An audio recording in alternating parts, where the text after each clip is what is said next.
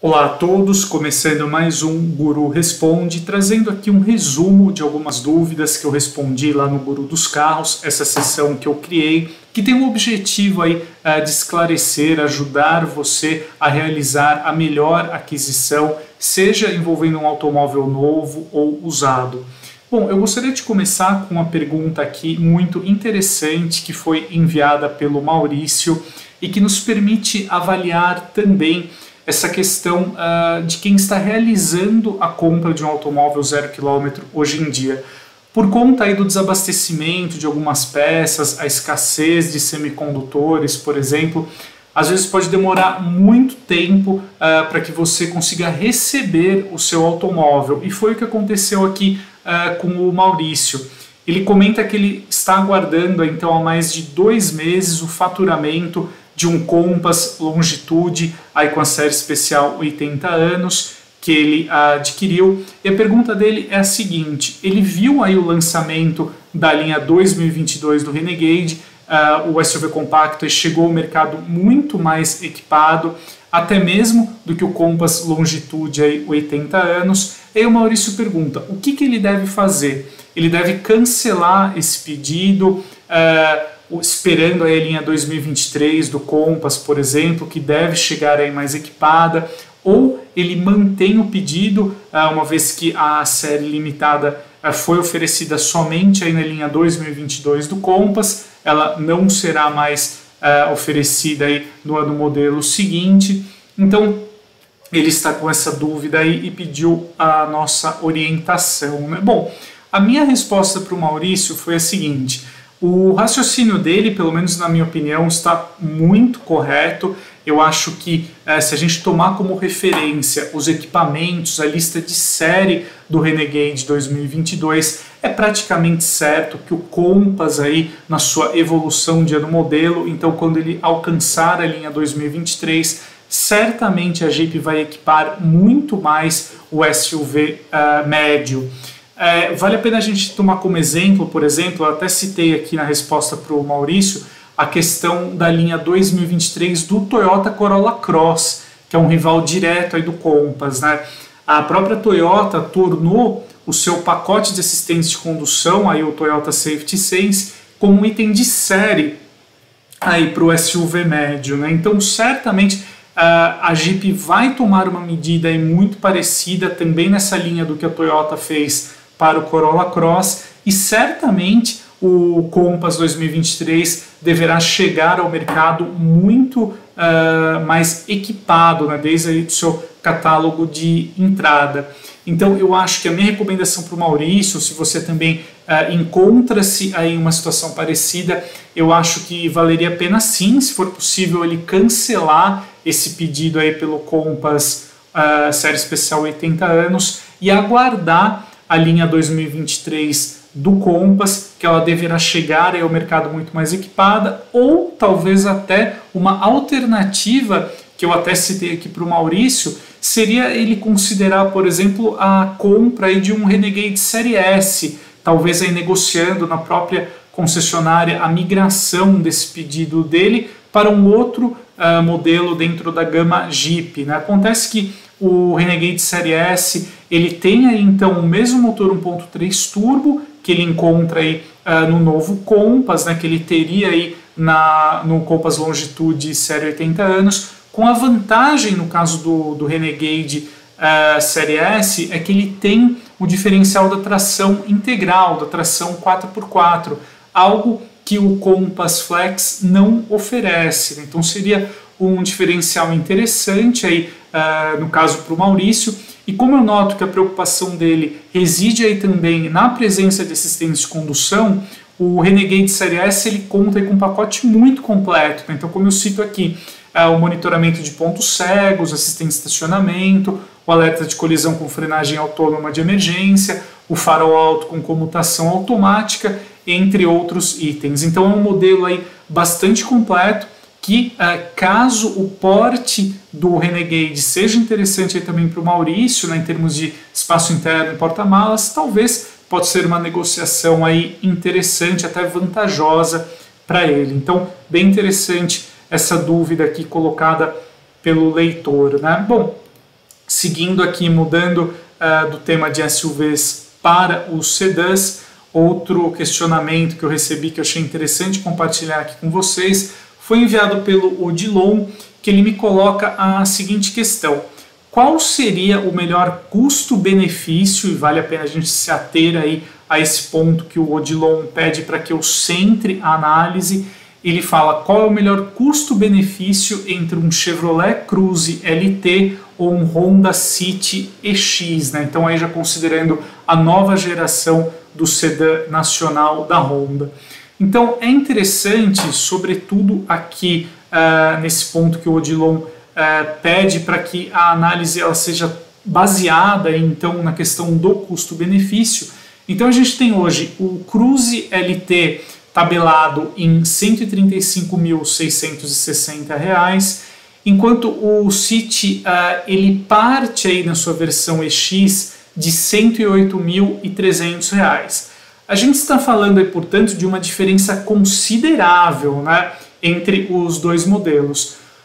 Se a gente tomar como referência o custo-benefício, que foi o que o Odilon pediu aí na análise, é claro que o City EX ele mostra-se aí uma escolha muito mais sensata, levando em consideração esse ponto, né, o custo-benefício em si. Por quê? Se a gente até sair da versão EX, no caso do City, a gente encontra o City Touring, que é o catálogo aí topo de linha do Honda, por R$ 123.100. Então, ou seja, ele ainda é mais barato que o Cruze de entrada, e a vantagem do City Touring é que aí a gente tem inclusive um pacote aí de tecnologia bem superior em relação ao Cruze de entrada, né?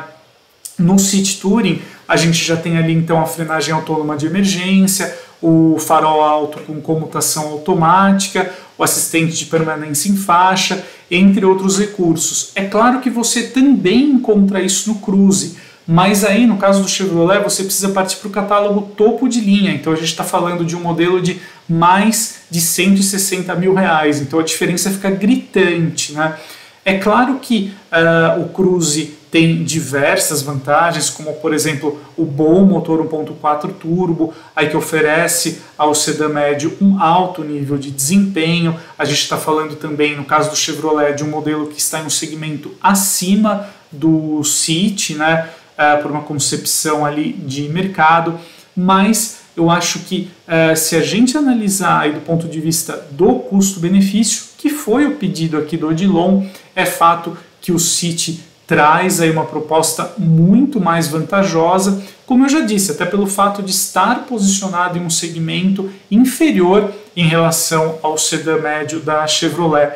É claro que o City ele não entrega o mesmo nível de desempenho em relação ao Cruze, mas fica a observação que o novo motor 1.5 com injeção direta, mais aspirado, ele oferece um nível aí de performance muito melhor do que a gente encontrava no City anterior, com a vantagem de um comportamento dinâmico, até mesmo de performance bem mais envolvente em relação aí ao antecessor do City nacional. Então, com a vantagem aí também no caso do Honda de que a gente tem um compromisso aí com a eficiência, né? Então no caso o baixo consumo muito superior em relação ao Cruze. Então, para a gente finalizar aqui a resposta para o Odilon, então do ponto de vista do custo-benefício, o Honda City aí, em sua nova geração é uma pedida mais interessante. O sedã aí de entrada da Honda me agradou bastante, eu tive a oportunidade de avaliá-lo e de fato a evolução aí na nova geração foi um salto aí exponencial mesmo, o modelo ficou bem melhor. Bom, e para a gente finalizar aqui esse resumo aqui com 3 perguntas, eu cito aqui a dúvida enviada pela Márcia, que eu achei bem interessante. Ela pede aqui uma análise entre um Polo 1.6 MSI automático, modelo 2020, em relação a um Honda Fit EX, mas aí no modelo 2016, né? Então com uma idade aí um pouquinho acima em relação ao Volkswagen. Bom, vale a pena destacar que os pedidos da Márcia aqui, ela deseja um modelo com um bom nível de economia, segurança, conforto e facilidade aí para revenda no futuro.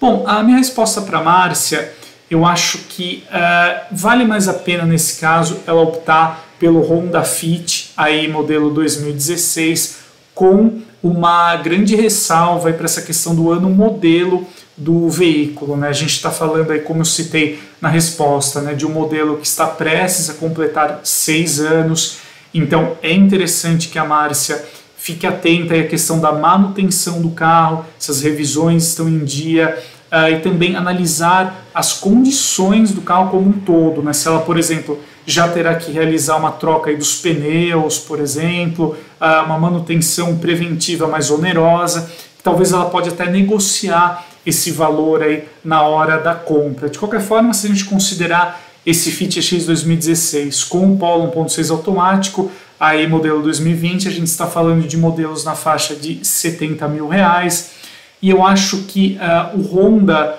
até mesmo por uma concepção do seu projeto, ele entrega aí um conteúdo muito mais interessante em termos de versatilidade e espaço interno. O porta-malas também do Fit tem aí 363 litros, é uma capacidade superior ao que muitos hatches compactos aí com tamanho equivalente ao que eles conseguem entregar. E uma vantagem também do ponto de vista da segurança é que o Fit EX também conta com 4 airbags e os controles de tração e estabilidade, que são itens que a gente também encontra aí no Polo 1.6 automático 2020. E tanto o Polo quanto o Fit foram muito bem avaliados também no Latin NCAP. Em termos aí também de eficiência, né, de economia de combustível, o Fit, eu acho que ele tem uma vantagem por conta do seu motor 1.5, que é um pouquinho mais sofisticado em relação a 1.6 e 6 válvulas da Volkswagen, e também a presença da transmissão CVT no caso do Honda, que naturalmente colabora para aprimorar o nível de eficiência. Do ponto de vista também da revenda, que foi uma preocupação aqui que a Márcia colocou, eu acho que se a gente analisar a liquidez, ou seja, essa facilidade de revenda, a gente tem, no caso da gama Polo, uma procura muito maior pelo Volkswagen para quem deseja o hatch com câmbio automático nas opções 1.0 turbo. Então eu acho que são essas unidades do Polo que tendem a contar com uma procura maior no mercado de usados e não aí 1.6 automático, né? Então aí no caso o Fit EX também teria essa vantagem do ponto de vista da liquidez futura.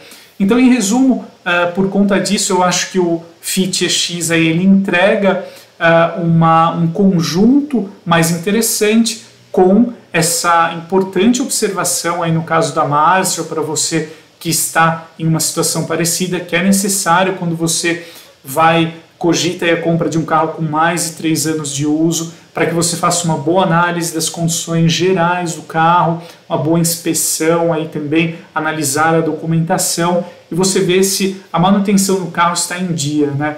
Afinal, também o custo aí desses reparos preventivos, eles são mais onerosos, então você pode ter uma economia na hora de comprar o carro, mas pode gastar com eventuais reparos ou manutenções aí preventivas ou corretivas. Então vale a pena você levar esse ponto aí em consideração também na hora de procurar um carro usado.